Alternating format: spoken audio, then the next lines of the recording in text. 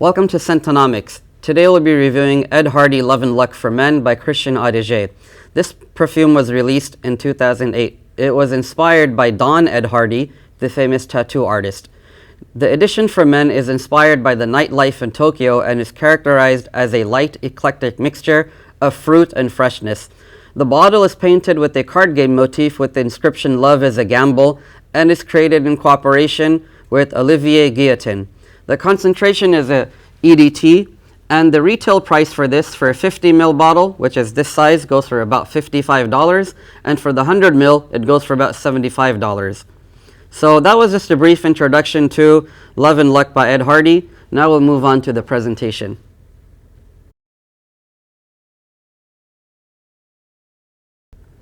So in terms of the presentation, this bottle comes in a box, but the box was actually not too protective, so I basically just got rid of it.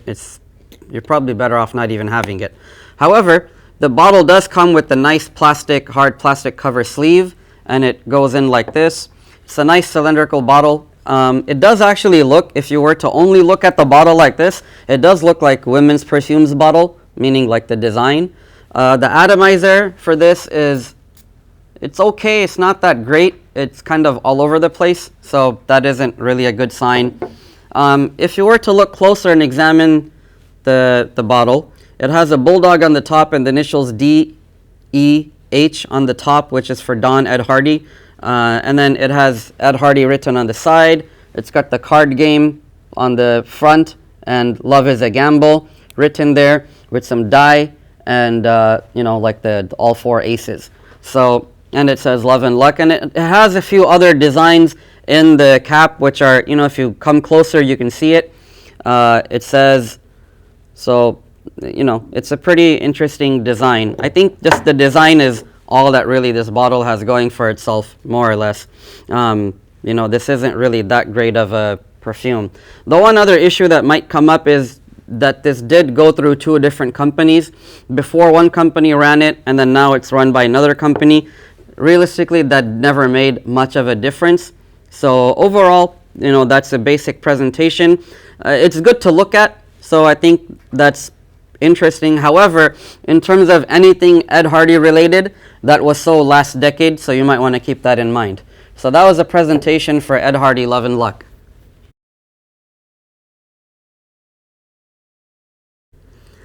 So in terms of the scent, the top notes are bergamot, orange, mandarin orange, and cardamom. The middle notes are absinthe, sage, cypress, and violet. The base notes are musk, cedarwood, dark vetiver, and agarwood, which is otherwise known as oud. So in terms of the accords, the main accords are citruses. It's an aromatic woody with fresh spices. That's basically all you need to know. However, when you initially spray this, the fresh scent of the citruses comes out really strong and hard. And in terms of the cardamom, it's not that prominent. And the absinthe, which is in the middle, I don't really smell any absinthe at all. And also the sage kind of really isn't there. The violet is a little there. In terms of the base notes, after like the dry down, you do have a lot of musk. So the musk is very prominent. So depending on how your skin chemistry reacts to musk, you might want to be careful with how much you use or how you use it. Actually, to be honest, how much you use probably won't matter because of the performance of this fragrance, which I'll get to in the rating. But overall, there isn't really any smell of agarwood either in this. It's just woods and musk after the dry down. So that's basically the scent of Love and Luck by Ed Hardy. Now we'll move on to the rating.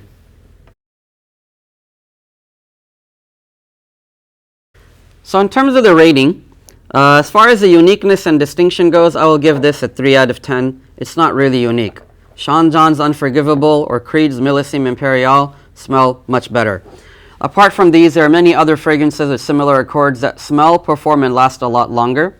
In terms of longevity, I'll give it a 4 out of 10. It doesn't last beyond 2 hours on my skin. 3 hours if I'm really lucky. Projection, 2 out of 10. If you get this to last more than an hour, I'll give you a prize.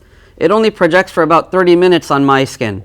Versatility, I'm being generous, 5 out of 10. It can only be worn in the warm months of the summer, and late spring and early fall.